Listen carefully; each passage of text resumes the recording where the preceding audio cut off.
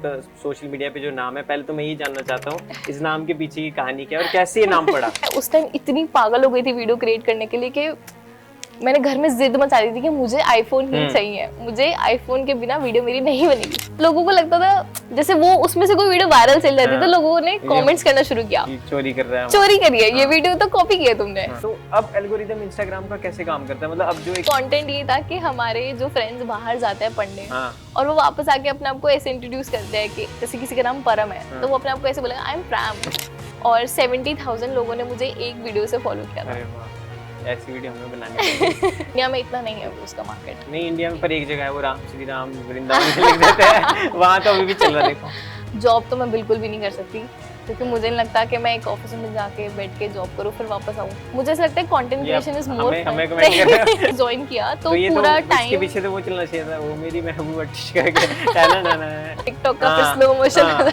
Hanky निकाल के। और उसको करने के बाद मुझे रियलाइज हुआ कि ये बिजनेस इतना स्केलेबल नहीं है, उसका कोई फ्यूचर नहीं है ये। एक्चुअली वैसे तो मैंने कभी ऐसे लाइव या फिर किसी को अपने फ्रेंड्स तक कोई बात चीजें नहीं शेयर करी है, बट हमारा भाई पैदा हुआ था तो उस टाइम पे उसके मतलब मम्मी की डिलीवरी के लिए भी पैसे नहीं थे हमारे पास, तो पापा कहीं से उधार लेकर आए थे। आप इंस्टाग्राम पे हो तो आप मैं ऐसे लोगों का नाम तो नहीं लूंगी, लेकिन बहुत लोग ऐसे हैं जो आपको अच्छा ट्रीट नहीं करते, जो आपको जानबूझ के नीचा दिखाते हैं कि भाई तेरे कम फॉलोअर्स है तो तू। नमस्कार दोस्तों, आप देख रहे हो इंडिया न्यूज़ और न्यूज़ एक्स। मैं हूं आपके साथ अंकित चंदेल और आज इस स्पेशल इंटरव्यू में मेरे साथ मौजूद हैं काफ़ी famous social media influencer that cutest thing के नाम से आप इनको जरूर जानते होंगे। मैं बात कर रहा हूं one and only Megha Sukhija. जी हाँ, मेघा, बहुत बहुत स्वागत है आपका। और जिस तरह से मैं आपको पहले भी बोल रहा था कि जो आपका सोशल मीडिया पे जो नाम है, पहले तो मैं यही जानना चाहता हूँ इस नाम के पीछे की कहानी क्या है और कैसे ये नाम पड़ा? पहले तो ये नाम मेरे को ऐसा लगता है अभी थोड़ा क्लीशे हो गया है खुद को क्यूटेस्ट थिंग बोलना, बट मैंने अपनी प्रोफाइल 2015 में बनाई थी और मैंने एक फ्रेंड था उससे पूछा था कि क्या यूजर नेम में डालूं, और उस टाइम इतनी क्रिंज यूजर नेम्स होते थे, सॉलिटेयर गर्ल ये वो, तो उसने मुझे सजेस्ट करा कि दैट क्यूटेस्ट थिंग रख दे। अच्छा, मैंने कहा ठीक है रख देते हैं, और उस टाइम मैंने रख दिया और तब से मैंने चेंज ही नहीं किया। बिल्कुल। तो मतलब ऐसा कोई वो नहीं कि इसके पीछे कोई साइंस है या कुछ स्टोरी है, ऐसा कुछ मतलब जो उस टाइम आपको सजेस्ट किया आपने? हाँ, जो उसने सजेस्ट किया मैंने रख दिया, और मैंने सोचा भी था कि मैं चेंज कर लूं, लेकिन इंस्टाग्राम की तरफ से मेरे को एक अवार्ड रिसीव हुआ था और उस पे दैट क्यूटेस्ट थिंग ही लिखा था।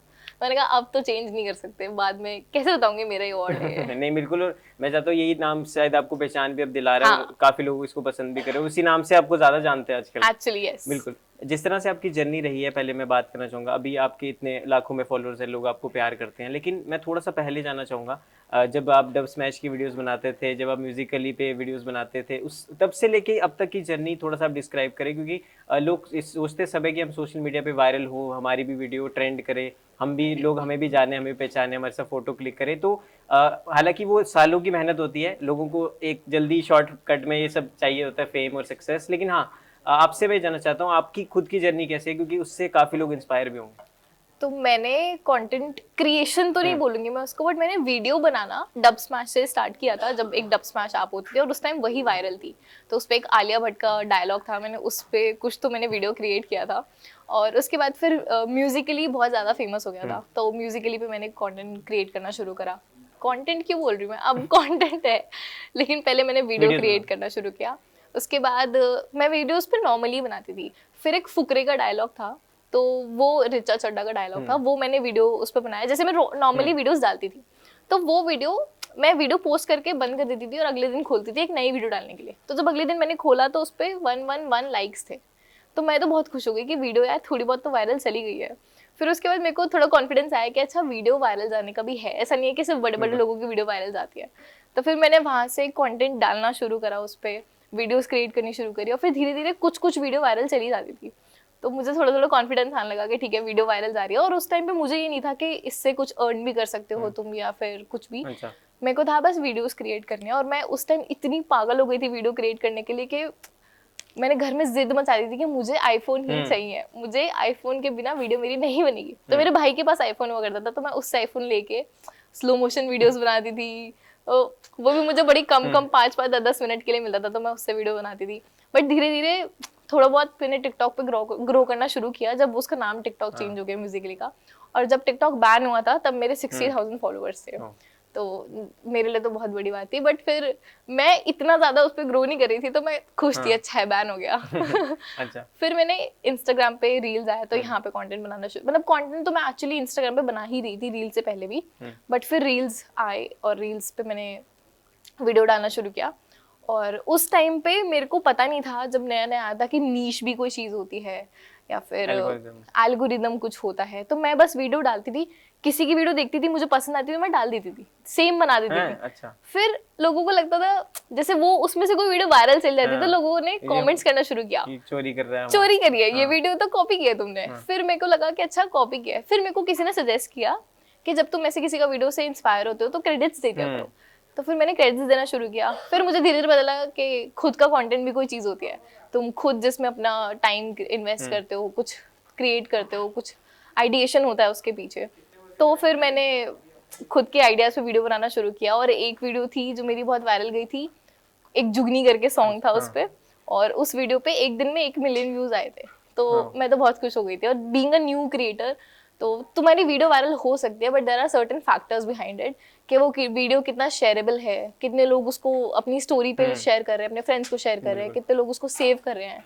तो उन सब फैक्टर्स पे डिपेंड करता है, और तब से फिर कंटेंट क्रिएशन तो चल ही रहा है मेरा। ओके। बिल्कुल, जो आपने जर्नी बताई काफ़ी इंटरेस्टिंग थी, और बीच में भी एल्गोरिदम की आपने बात की, तो एक क्वेश्चन आपसे पूछना चाहूँगा। हाल फिलहाल में मैंने एक वीडियो डाली थी, जब दिल्ली एनसीआर में पोल्यूशन और वो उस टाइम का सीन था, तो एक गाना था धुंधला करके, तो उस पर मेरी रील गई थी 1.5-2 मिलियन के आसपास।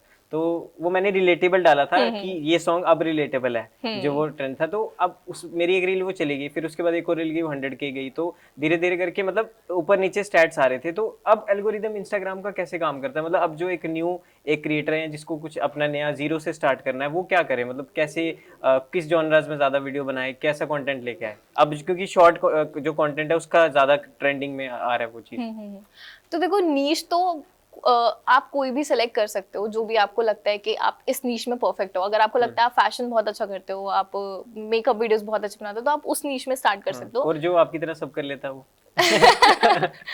तो ओवरऑल लाइफस्टाइल कैटेगरी में आ जाएगा, या फिर रिलेटेबल कैटेगरी में आ जाएगा, तो आप उसमें वीडियोस बना सकते हो। बट दो चीजें जो फैक्टर हैं बहुत ही इंपॉर्टेंट है, वो मैटर करते हैं। एक तो क्वालिटी कंटेंट, और दूसरा कंसिस्टेंसी।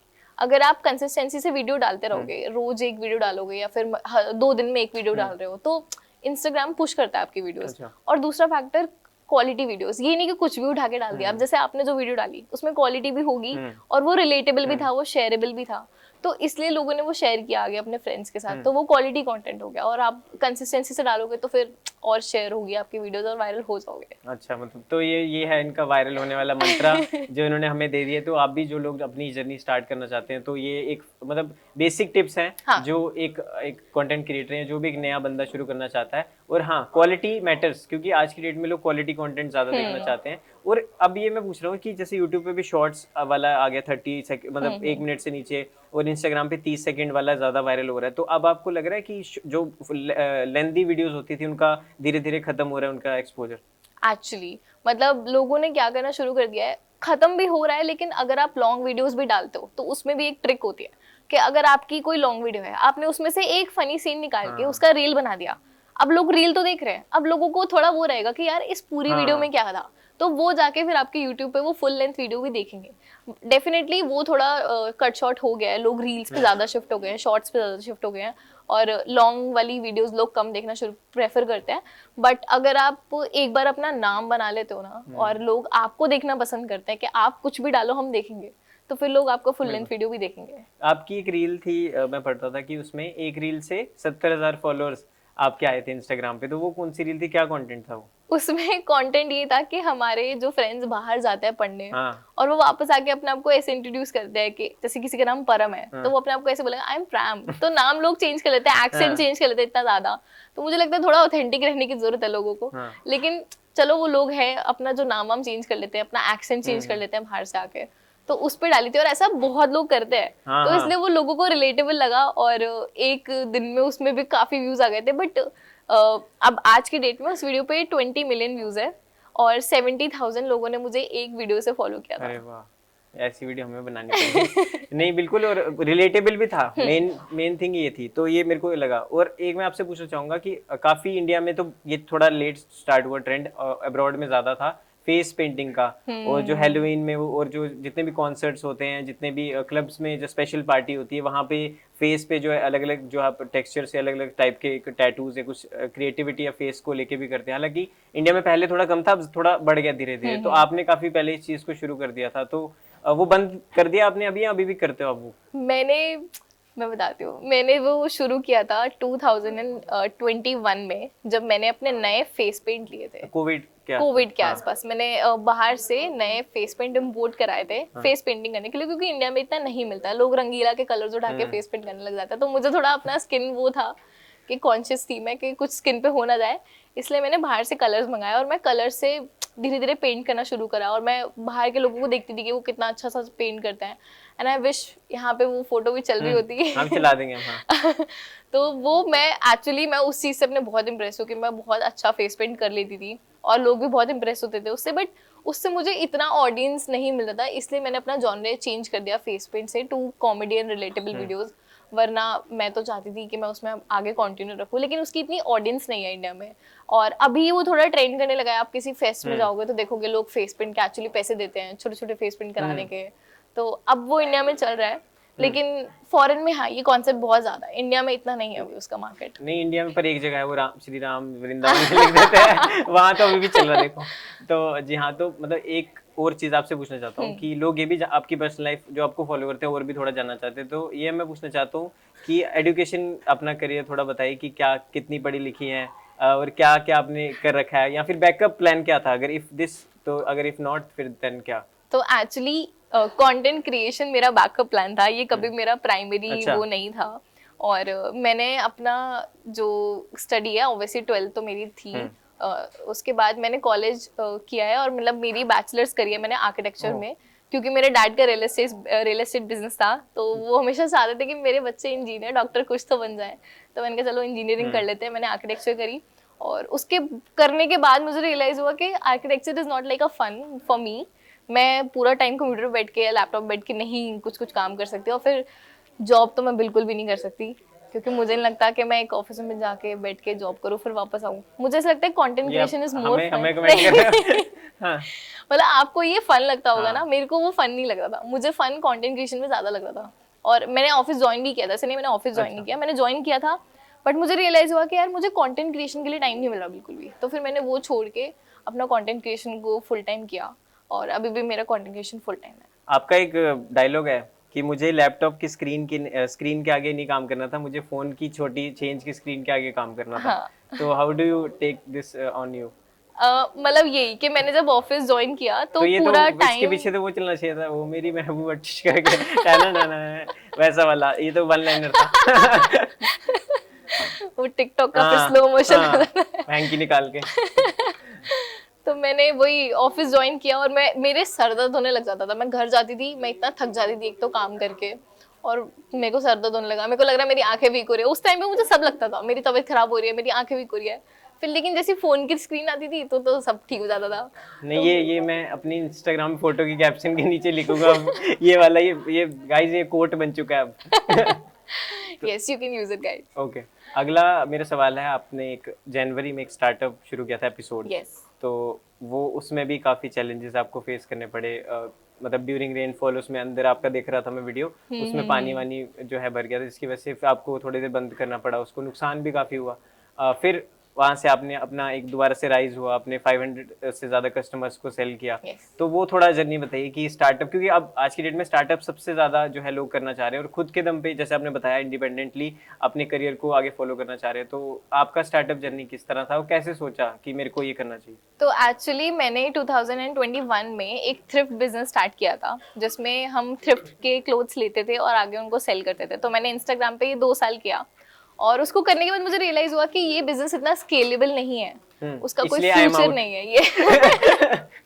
इसलिए I am out from that business. और फिर मैंने अपना सोचा कि खुद का कुछ स्टार्ट करते हैं, क्योंकि अगर ब्रांड न्यू क्लोथिंग रहता है तो लोगों को खरीदने में इतना प्रॉब्लम नहीं होता है।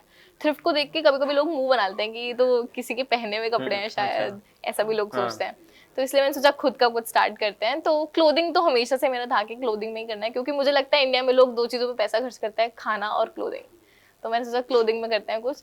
और मैंने 2023 में जनवरी में, नॉट एग्जैक्टली जनवरी बट अप्रैल में मैंने बिजनेस स्टार्ट किया। जनवरी से मेरी रिसर्च स्टार्ट हो गई थी, अप्रैल में मेरा बिजनेस लॉन्च हुआ था, और इस अप्रैल में मेरे को 1 साल हो गया वो बिजनेस करते करते। और मेरे को ऐसा लगता है हर सीजन हम ग्रो करते हैं, क्योंकि एपिसोड है तो एपिसोड के फिर सीजन तो होंगे ही।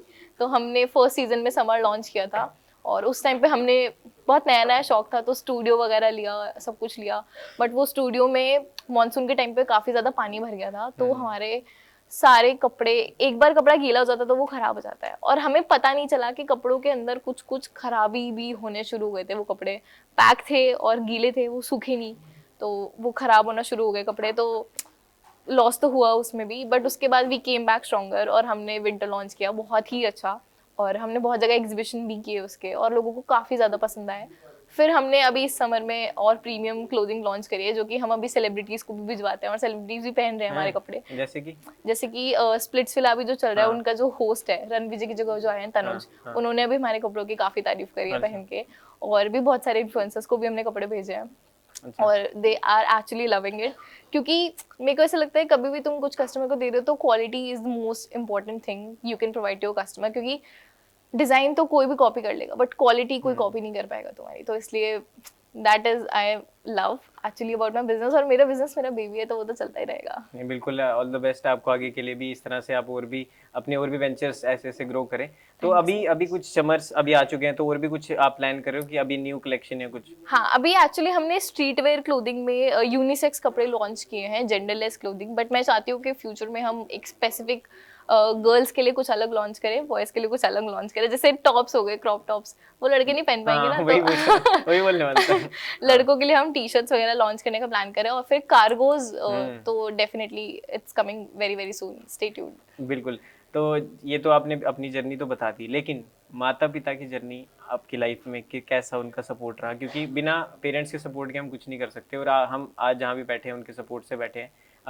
मेरे फादर खुद रियल इस्टेट में है, जैसे कि आपने बताया, उनका खुद का बिजनेस, सोच रहे थे कि बिजनेस ये भी करे आगे, बट एक डिफरेंट पाथ मैंने चुना, क्योंकि सबको होता है डॉक्टर बने, इंजीनियर बन जाए, अपना सेटल हो जाए। बट हाँ, उनका क्या सपोर्ट रहा? क्योंकि शुरू में आपके जो पेरेंट्स थे, इतना फाइनेंशियली उतना घर से आप स्ट्रांग नहीं थे, उन्होंने भी काफ़ी ज़्यादा स्ट्रगल की अपनी लाइफ में, और जॉब्स जो है वो करते थे, तो वो एक जर्नी आप शेयर करना चाहेंगे? तो एक्चुअली वैसे तो मैंने कभी ऐसे लाइव या फिर किसी को, अपने फ्रेंड्स तक कोई बात चीजें नहीं शेयर करी है, बट हमारे मतलब I don't come from a very very rich family. Yes, exclusive. I don't come from a very rich और a very middle class family. हम लोग लोअर क्लास फैमिली हुआ करते थे, और मेरे पेरेंट्स का खुद का कोई घर या फिर प्रॉपर्टी बिजनेस वगैरह कुछ नहीं था। और हम लोग ऐसे ही 1 BHK में रहते थे रेंट के उसमें। और जब हम लोग, मतलब मेरे डैड उस टाइम पे डायरी लिखते थे बचपन में, जब हम छोटे छोटे थे, या जब हम नहीं भी होते, उस आई गेस उस टाइम से डैड डायरी लिखते थे। तो वो उसमें लिखते थे कि मैं चाहता हूँ हमारे बच्चे डॉक्टर इंजीनियर बने, और उसमें एक एक चीज़ लिखी हुई थी कि जब मेरा भाई पैदा हुआ था तो उस टाइम पे उसके मतलब मम्मी की डिलीवरी के लिए भी पैसे नहीं थे हमारे पास, तो पापा कहीं से उधार लेकर आए थे, और तब डिलीवरी हुई थी उसकी। तो मेरे को ऐसा लगता है कि that is a very that thing, very emotional thing for me. जो मैं पढ़ती हूँ डायरी में तो मुझे बहुत फील होता है। और उसके बाद से फिर मेरे को लगता है मेरे पेरेंट्स ने बहुत ज़्यादा ग्रो किया लाइफ में, from not owning a house to actually having a 3 BHK in a very good locality of Delhi. It's a win-win situation for me, my parents and my family. और मेरे लिए मेरी inspiration मेरे parents ही हैं। जब पूछता ना कौन है इंस्पिरेशन, क्या करते हो, तो मेरे को ऐसा लगता है जब मेरे पेरेंट्स बिना इतना एजुकेशन के इतना कुछ कर सकते हैं, तो अब हमें तो पढ़ लिख के तो कुछ तो करना ही पड़ेगा। और मेरे जो पापा की डायरी में लिखा था कि डॉक्टर इंजीनियर बने, तो मैं आर्किटेक्ट हूँ और मेरा भाई एडवोकेट है। तो हम तो बहुत प्राउड फील करते हैं कि एक्चुअली डैड भी प्राउड हैं हम लोगों के ऊपर, और हम खुद भी प्राउड है अपने ऊपर। नहीं, और बिल्कुल, और काफ़ी इंस्पिरेशनल जर्नी थी, और ऐसा सपोर्ट, मतलब एक स्टोरी भी चाहिए होती है इंसान को कि, तो वो आपको एक अपने फादर के रोल में एक रोल मॉडल मिल गया था, तो जो आपको सपोर्ट कर रहा था। तो मैं ये भी पूछना चाहूँगा, अब तो अच्छे खासे पैसे आते होंगे और कोलैबोरेशंस हैं, अब तो how you are helping them? अब क्या करते हैं? तो कैसा फील होता है जब आप ले, पापा ये लो क्रेडिट कार्ड जाओ, ऐसा कैसा फील होता है? Touchwood, I am very privileged in this thing कि मेरे पेरेंट्स ने आज तक मुझसे पैसे नहीं मांगे किसी भी चीज़ के लिए। वो मुझसे कभी भी नहीं बोलते कि बेटा ये बिल भर दो या फिर ये कर दो वो कर दो, even though I am earning good, but मेरे पेरेंट्स ने आज तक मुझसे एक पैसे नहीं मांगे। और इन रिटर्न मैं उनको फिर गिफ्ट देती रहती हूँ। और मैंने उनकी 25th एनिवर्सरी पे उनको रिंग्स ला के दी थी, तो वो भी सरप्राइज था उनको, वहीं वेन्यू पे जाके पता चला था कि रिंग्स ला के दी उन्होंने। फिर मैं मम्मी पापा को कभी शॉपिंग पे ले जाती हूँ और बोलती हूँ कि जो खरीदना है खरीदो, पैसे मैं दूंगी, और फिर मैं उनको प्राइस टैग भी नहीं देखने देती, अरे मैं उनको बोलती हूँ जो खरीदना आप खरीदो। अब मैं ऐसे छोटे मोटे डेट्स पे ले जाती हूँ उनको जहाँ पे मैं खर्च करती हूँ और फिर वो एंजॉय करते हैं। बताओ, मतलब दोस्तों ये एक मोटिवेशन चाहिए होती है, और अगर ये कर सकते हैं इन्होंने जो अपनी स्टोरी बताई, तो आप भी ज़रूर कर सकते हैं। तो हमेशा ये मत सोचना कि हम नहीं कर सकते, हर कोई कर सकता है, बस आपको एक कंसिस्टेंट होना पड़ेगा और अपनी जर्नी को एंजॉय भी करना पड़ेगा। मेहनत तो करो करो, मैनिफेस्ट भी ज़रूर करो साथ ही साथ। अगला मेरा सवाल, आप पैसे वैसे की बात हो ही रही है तो तो कितने, क्या अर्निंग का क्या सोर्स है, मतलब इन सोशल मीडिया इन्फ्लुएंसर कहाँ कहाँ से कमा सकता है? ओके, अगर आप इंस्टाग्राम पे हो तो आप हाँ हूँ। आगे। आप ब्रांड प्रमोशन से हाँ, कमा सकते हो। ओके। ब्रांड्स आपको प्रमोशन करने के लिए पैसे देते हैं। हाँ। आप रील्स बना सकते हो उनके लिए, स्टोरीज बना अच्छा। सकते हो, पोस्ट क्रिएट कर सकते हो। और अगर आप यूट्यूब पे हो तो यूट्यूब तो आपको पैसा देता ही है। हम्म। तो मैं तो दोनों चीजों पे हूँ। अच्छा, और इसके अलावा और कहीं से? इसके अलावा मेरा पर्सनल सोर्स ऑफ हाँ, इनकम तो मैं, वो भी फिर लोग देखेंगे ना कि हाँ तो मेरे तो बहुत सारे इनकम अच्छा, सोर्स है। Big life. तो एक तो मैं इंस्टाग्राम से अर्न करती हूँ थ्रू ब्रांड प्रमोशंस, यूट्यूब से अर्न करती हूँ, बहुत ज्यादा अमाउंट नहीं बट छोटे। यूट्यूब पे आप क्या कंटेंट डालते हो? Lifestyle related. अच्छा। वो उसमें पूरा गर्ली कंटेंट है अच्छा, कि मार्केट्स एक्सप्लोर करती हूँ मैं, वो लड़कियां देखना पसंद करती हैं बहुत ज्यादा। तो ऐसे ऑनलाइन बिजनेस कुछ करते हो आप? नहीं नहीं नहीं, अच्छा, यूट्यूब पे नहीं बस वैसे अपना खुद का कुछ एक्स्ट्रा इनकम? एपिसोड्स अच्छा। मैं आ रही हूँ उस पे। अच्छा। तो यूट्यूब पे हाँ। वीडियोस क्रिएट करती हूँ, इंस्टाग्राम पे वीडियोस क्रिएट करती हूँ, फिर मेरा एपिसोड्स है जो मेरा खुद का ब्रांड है, मैं उससे भी अर्न कर लेती हूँ भी तो थोड़ा बहुत। और उसके बाद मैं एक जगह जॉब भी करती हूँ इन अ ज्वेलरी ब्रांड। तो एक्चुअली वहाँ पे मेरा job is like a freelancing. तो मैं हफ्ते में 1-2 दिन जाती हूँ वहाँ पे, फ्रीलांसिंग करती हूँ, उनको अपनी content creation, actually content social media manager हूँ मैं वहाँ पे। तो वो भी मेरा ही नीश का जॉब है, तो मुझे मजा आता है वहाँ पे बहुत ज्यादा।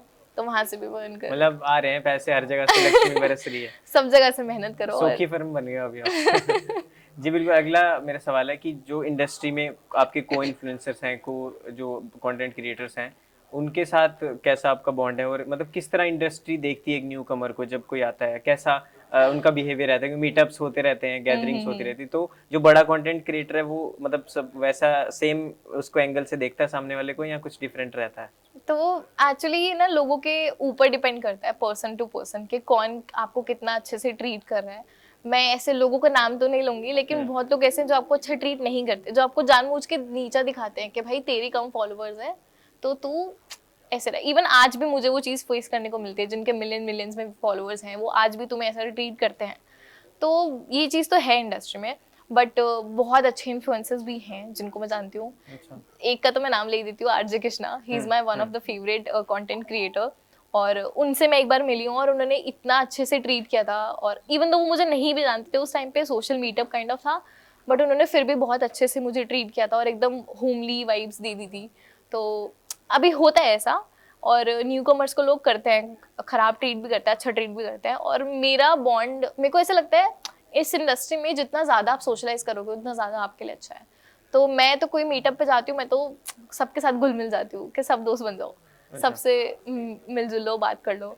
लेकिन जो लोग नहीं होता इंटरेस्टेड बात करने में, फिर उसको वहीं पॉज कर देते हैं और आगे नए दोस्त बनाते हैं, नए दोस्तों के साथ घुलने मिलने लग जाते हैं। बिल्कुल। आखिरी 2 सवाल आपको करूंगा, फिर हम खत्म करेंगे, फिर एक और अलग वो है, वो हम अलग जगह पे करेंगे, डिफरेंट, वो रैपिड फायर सेक्शन है। ओके, ठीक है, तो अगला मेरे लास्ट 2 सवाल है। अगला सवाल ये है कि जो आपके को इन्फ्लुएंसर्स हैं, तो उसमें जब आप उसके साथ कोलैब करते हो तो वो पैसे लेते हैं आपके जो फेलो जो इंस्टाग्राम इन्फ्लुएंसर्स हैं, या फिर बार्टर होता है, क्या क्या रहता है वो?